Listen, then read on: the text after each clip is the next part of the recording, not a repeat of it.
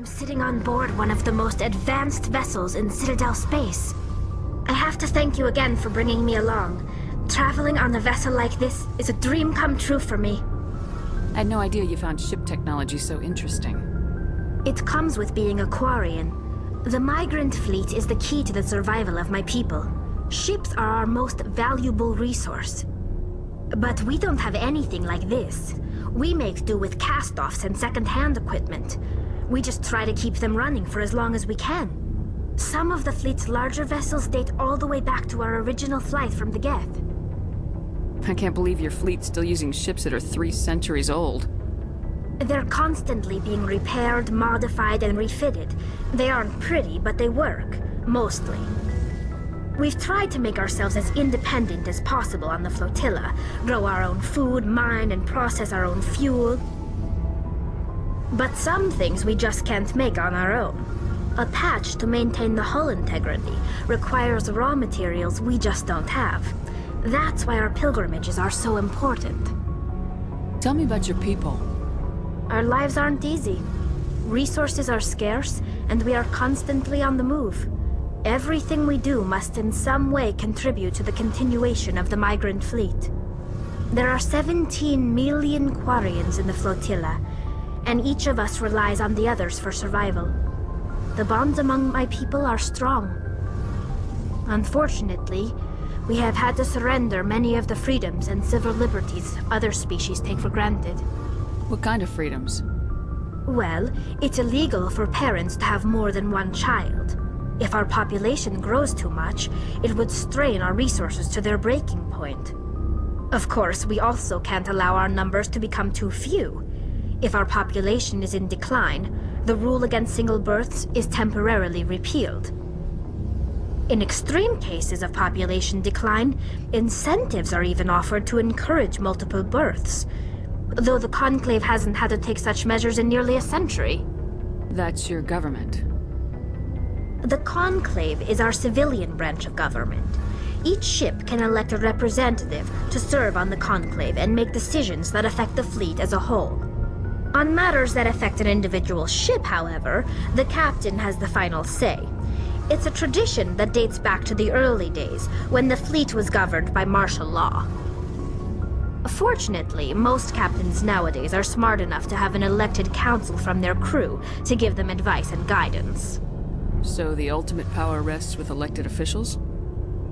In practice, the Conclave and the respective council for each ship tend to set the rules that govern our daily lives.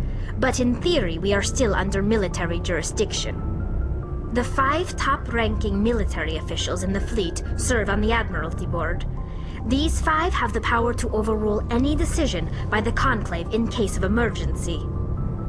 To do so requires unanimous agreement among the Admiralty, and they can only do this once. After that, the entire board must resign their posts. It's a safeguard that served us well. In nearly 3 centuries, the Admiralty Board has only overruled the Conclave 4 times. I want to know more about the Geth. I doubt I can tell you anything you don't already know. It's been almost 3 centuries since they drove my people into exile. All I know is the story of their origins, what they were when we created them, and how they turned on us. Interesting. The Geth were originally created to serve as an automated manual labor force. Initially, their intelligence was as limited as any VI. Over time, we made small modifications to their programming to allow them to perform more varied and complex tasks, bringing them closer and closer to true AI status. How come the Council didn't step in and stop you? This wasn't true AI research. We may have been skirting the bounds of the law, but we never did anything that was actually illegal. The changes were so insignificant, so gradual, that we were able to control them. Or so we thought. But one thing we underestimated was the power of the neural network. 1 million Geth thinking simultaneously created an inherently unstable matrix. What made them rebel? As we built more and more Geth, their effective intelligence became more sophisticated, more abstract. One day, a Geth began to ask its Quarian overseer questions about the nature of its existence. Am I alive? Why am I here? What is my purpose? As you can imagine, this caused a near panic among my people. What did you do? It was inevitable the newly sentient Geth would rebel against their situation. We knew they would rise up against us, so we acted first. A general order went out across all Quarian-controlled systems to permanently deactivate all Geth. The Geth responded to this order violently. Hey, you can't blame them for fighting for their survival. We had no other choice. The Geth were already on the verge of revolution. By acting quickly, we had a chance to end the war before it began. The hope was that most of the Geth would still be little more than machines, incapable of organized resistance. But they had progressed much further than anyone anticipated. The war was long and bloody. Millions upon millions of Quarians died at their hands. In the end, we were forced to flee our own homeworld. We feared the Geth would pursue us, but they never came beyond the Veil. Now we drift through space, exile searching for a way to reclaim what was once ours.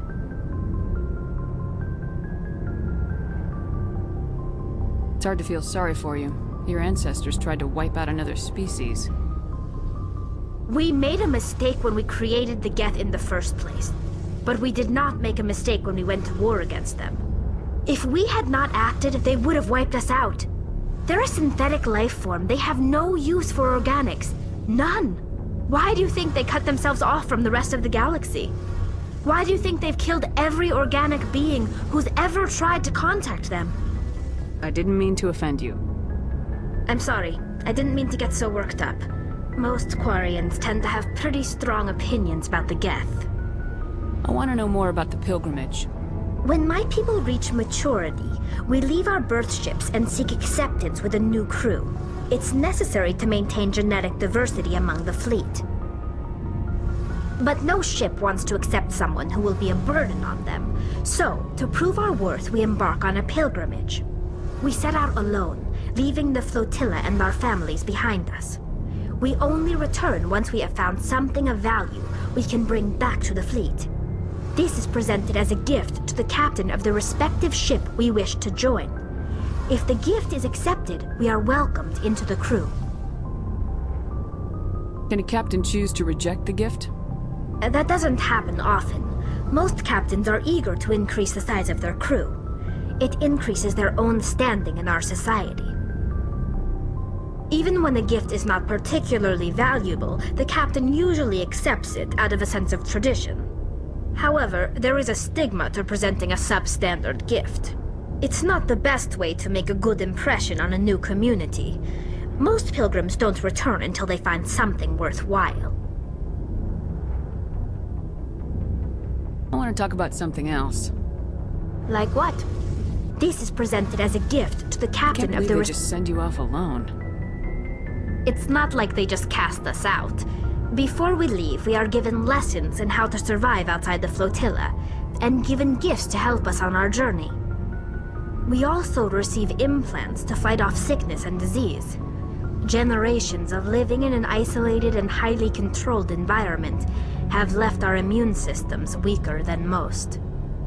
By the time we leave the fleet, we are well equipped for the pilgrimage. This is a rite of passage for all Quarians. If it were dangerous, our numbers would suffer. Virtually every pilgrimage ends with a triumphant return and the ritual presentation of the gift to one of the fleet's captains. I want to talk about something else. Like what? I should go. See you later.